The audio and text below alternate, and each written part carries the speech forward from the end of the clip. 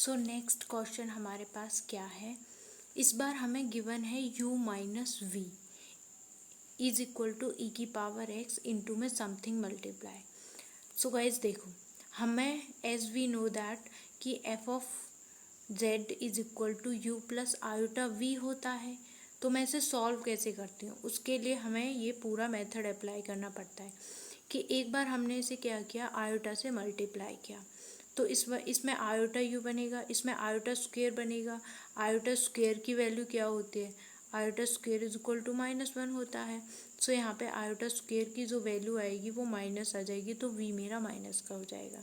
सो देखो, इनको जब मैं ऐड करूँगी एफ प्लस आयोटा एफ को, तो मेरे पास एफ दोनों में से कॉमन आ गया, तो अंदर मेरे पास 1 प्लस आयोटा बचा।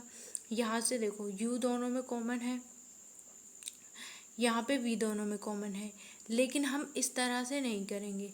हम यहाँ पे क्या करेंगे, u और v, देखो ये रियल पार्ट है, जो आयोटा आयोटा वाले हैं वो इमेजिनरी पार्ट हैं। तो हम इस तरह से सेपरेट करेंगे कि रियल पार्ट को एक साथ और इमेजिनरी पार्ट को एक साथ। तो रियल पार्ट आ जाएगा u माइनस वी और इमेजिनरी पार्ट आ जाएगा आयोटा कॉमन लेके u plus v. So guys देखो, हमारी ये फॉर्म इसी तरह की बन रही है ना, इसको इससे मैच करो, इस वाले को इससे मैच करो, आप इसको इससे मैच करो। यहाँ पे f is equal to u plus iota भी है, और यहाँ पे समथिंग दिया हुआ है f के साथ, u माइनस भी है प्लस आयोटा समथिंग है। तो हमने इसे कंसीडर करा, इस वाले को पूरा कैपिटल F, इस वाले को कैपिटल U प्लस में आयोटा, इस वाले को U प्लस V को कैपिटल V। तो मेरा फंक्शन आ गया इसी फॉर्म का। ओके, सो यहाँ पे f कैपिटल F की वैल्यू होगी f इंटू में 1 प्लस आयोटा, कैपिटल U की वैल्यू होगी स्मॉल u माइनस v, और कैपिटल V की वैल्यू यहाँ पे होगी u प्लस में v। ओके, सो देखो, अब यहाँ पे देखो u की वैल्यू u माइनस वी है, और हमें गिवन है u minus v is equal to e की पावर x इंटू में cos y minus sine y. So देखो, मिल्ले थॉमसन मेथड में हम क्या करते हैं, u का x के साथ डिफ्रेंशिएशन करते हैं और उसे फाई वन का नाम देते हैं आगे चल के। तो सबसे पहले x के रिस्पेक्ट में डिफ्रेंशिएशन करा, तो ई की पावर x सेम आ गया पहले, ठीक है, और अंदर वाला देखो y y हैं दोनों टर्म, तो ज़ीरो हो जाएगा।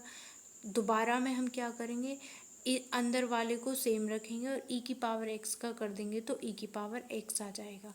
सो एक टर्म बची थी, क्योंकि दूसरी वाली तो ज़ीरो ही हो गई थी, ठीक है। उसके बाद देखो u का करेंगे y के साथ में, ठीक है, y के साथ डिफ्रेंशिएशन करा। इस बार देखो e की पावर x सेम है, तो y वाली टर्म का cos का माइनस साइन y, साइन का cos y आ जाएगा। प्लस में एक बार इसको एज इट इज़ e की पावर x का करेंगे, e की पावर x यहाँ पे कांस्टेंट है, y के रिस्पेक्ट में इसका हो जाएगा ज़ीरो, तो वो यहाँ पे प्लस ज़ीरो थी, वो मैंने लिखी नहीं। तो देखो u x वाले को फाई वन का नाम देते हैं, फाई वन का नाम दिया, और यहाँ पे जो फंक्शन ये एक्स वाई में चल रहा था, एक्स वाई, एक्स की जगह z पुट करते हैं और y की जगह ज़ीरो पुट करते हैं। यहाँ पे देखो गाइस, स्टार्टिंग में हमारे पास ये होता था ना कि u x कोमा वाई का फंक्शन होता है, ठीक है, तो x की जगह z पुट करा, y की जगह ज़ीरो पुट करा। यहाँ पे सेम देखो, x की जगह z, y की जगह ज़ीरो, और u x वाले को, u ऑफ x वाले को, मतलब कि जो हम u का x के साथ डिफ्रेंशिएशन कर रहे हैं उसे फाई वन का नाम देंगे, ठीक है। इसमें वैल्यू पुट करो, x की जगह z e की पावर z आ जाएगा, y की जगह ज़ीरो पुट करोगे, कॉस ज़ीरो 1 होता है, साइन ज़ीरो 0 होता है, तो e की पावर z इंटू में 1 e की पावर z आ जाएगी इसकी वैल्यू। यहाँ पे फाई टू को हम कैसे करेंगे, इसमें देखो x की जगह z पुट करेंगे, y की जगह ज़ीरो पुट करेंगे, e की पावर z आ जाएगी। यहाँ पे साइन ज़ीरो 0 हो जाएगा, कॉस ज़ीरो 1 होता है, तो यहाँ से -1 आ जाएगा, तो e की पावर माइनस z। तो हमारे पास इन दोनों की वैल्यू निकल चुकी है, अब इन्हें फॉर्मूले में पुट करेंगे। ओके, सो गाइस फॉर्मूला क्या है, देखो by Milne Thomson method f of z is equal to integration का साइन, इंटीग्रेशन का कांस्टेंट, ओके, सी होता है जो, प्लस में इंटीग्रेशन लगाया फाई ऑफ 1 जेड कॉमा 0, क्योंकि यू का फंक्शन था ना ये।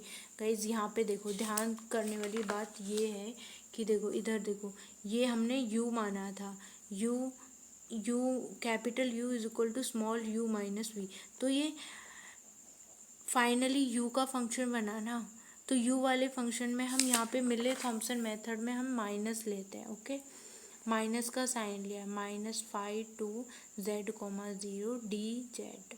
इसकी वैल्यू पुट करी, इस वाले की वैल्यू पुट करी, इंटीग्रेशन को हमने देखो माइनस माइनस प्लस करा पहले, फिर हमने क्या करा, e⁻z को दोनों में से कॉमन लिया तो अंदर 1 प्लस आयोटा बचा।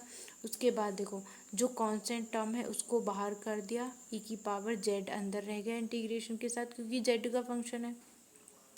यहाँ से e⁻z का इंटीग्रेशन e⁻z ही होता है। सी इंटीग्रेशन ऊपर से चल ही रहा था हमारे साथ में।